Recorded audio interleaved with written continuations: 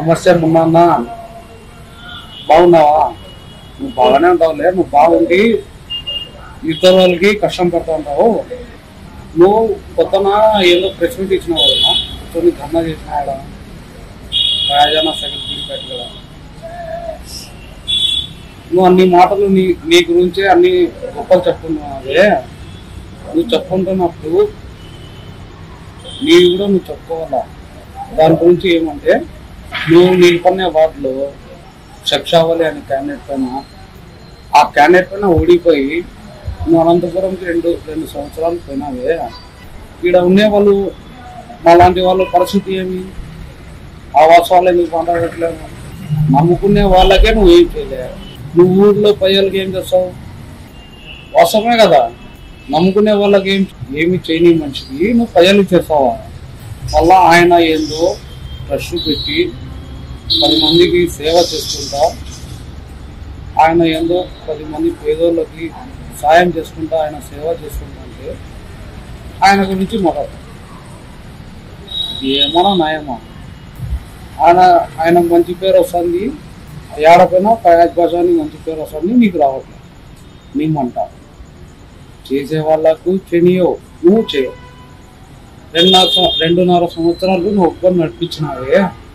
నువ్వేం చేసావు? అప్పుడు చేయని వ్యక్తివి ఇప్పుడు చేస్తావా? వ్యాపకరంగా నీకు నమ్మి రాస్తావు జనాలు. అప్పుడు చేయని వ్యక్తివి 2.5 సంవత్సరాలు నీ చేతిలో ఉన్నప్పుడు ఇప్పుడు ఏం చేస్తావు?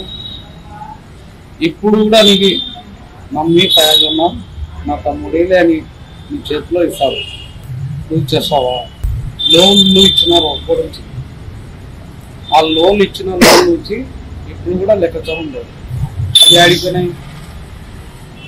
దాని గురించి లెక్కచారం చెప్పేవాడు నాకుడే లేదు.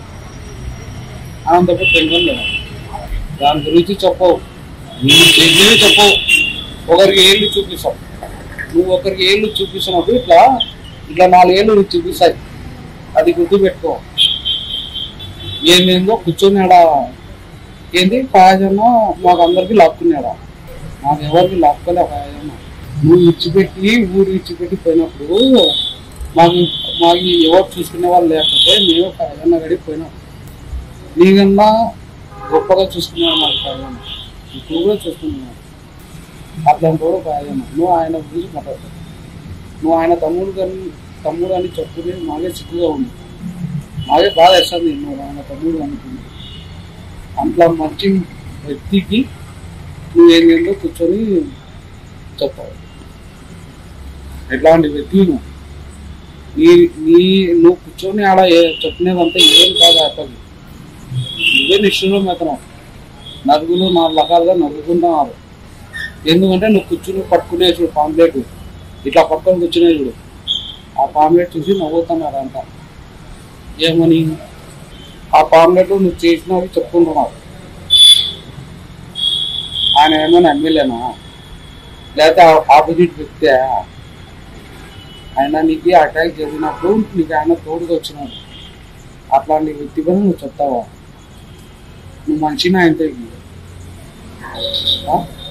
నీకు న్యాయం జరగాలంటే ఓ ఎమ్మెల్యే నువ్వు జరిగిన నీకు న్యాయం జరగదు. పార్టీ ఆఫీస్ కడిపోయి నేను ఇంత కష్టపడినాను, నాకు న్యాయం చేయలేదు, పార్టీ ఆఫీస్ కడుపుని అడగండి. లేకపోతే పోగిరెడ్డి నీకు అటాక్ చేసిన పోగిరెడ్డి గారు ఆయన కడిగినా పోయి అడగండి. అంతేగాని ఆయన మంచి చేసిన వ్యక్తి పైన నీకు సాయం చేసినాడే ఆ పొద్దు వచ్చి నీకు అటాక్ చేసినప్పుడు నీకు ఎవరు చూడలేదు. ఆయనే స్వాగతంగా నీకు తమ్ముడని వచ్చి నీ వెనకాల ఆ రోజు నైట్ అంతా నా తమ్ముడు పైన ఇట్లా అటాక్ జరిగిందని ఆయన దిగి నీ వెనకాల వచ్చి సాయం చేసిన వ్యక్తి పైన నువ్వు చెప్తావా? నువ్వు మంచి నా ఇంటికి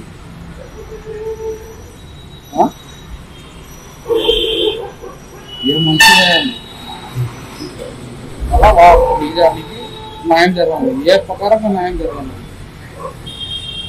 ఏ నమ్మకంతో నీకు జనాలు వస్తారు? ఓడిపోతానే ఊరు ఇచ్చేది.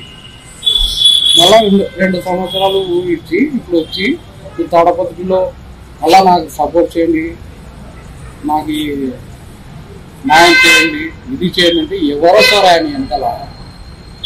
అప్పుడే నువ్వు సపోర్ట్ చేయలే. నీ వ్యక్తులకి, నీ మనుషులకి నువ్వు నీకు సోహత లేదు నీకు. నువ్వు ఒకరి పేర్లకి న్యాయం ఇది హెల్ప్ చేస్తావు, ఇది చేస్తావా? ఏం చేస్తావు నువ్వు? నీ నమ్మి ఒక్కరు రారు. నువ్వేందో అది నీ కంపెనీ ఏదో చూసుకుంటావు, కూర్చుంటే బాగుంటావు. నీ నమ్మి ఒక్కరు రారు. ఇంకే నిష్ఠూరం అవుతావు.